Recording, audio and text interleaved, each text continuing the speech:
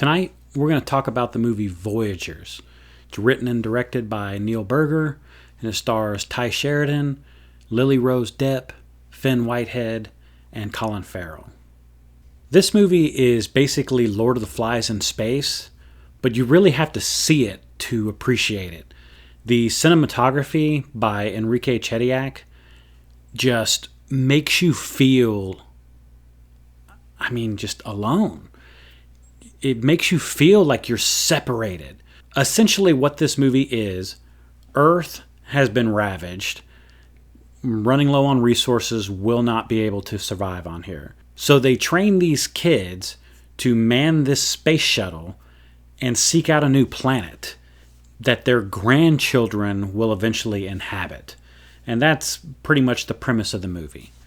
And as in Lord of the Flies, things basically start to break down.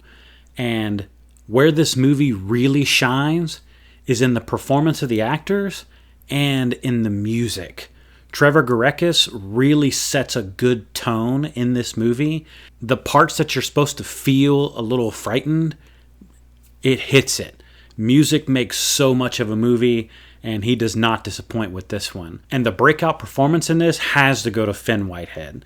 He is fantastic as the character of Zach, and it really gives him something to sink his teeth into. He was in the movie Dunkirk, and he really just kind of plays this lost soldier the whole time, so it's kind of one emotion. And this one, he runs a gamut of emotion. And Tye Sheridan is great, and their characters bouncing off of each other is fantastic. Lily Rose Depp is really good in this, but Colin Farrell is really good. I know we like to think of him as kind of just this action guy, but he delivers a really good performance in this movie. A lot of the beats in this movie follow exactly what you would think they would follow, which is kind of why the movie didn't score as high as I would normally score it, but it's not mediocre either. I think it's a good movie. In fact, I'm going to rate it a 3.5. I think that it's worth watching, and I honestly do think that if you have the time, you should see it in a theater, just because a lot of these shots are made for the big screen.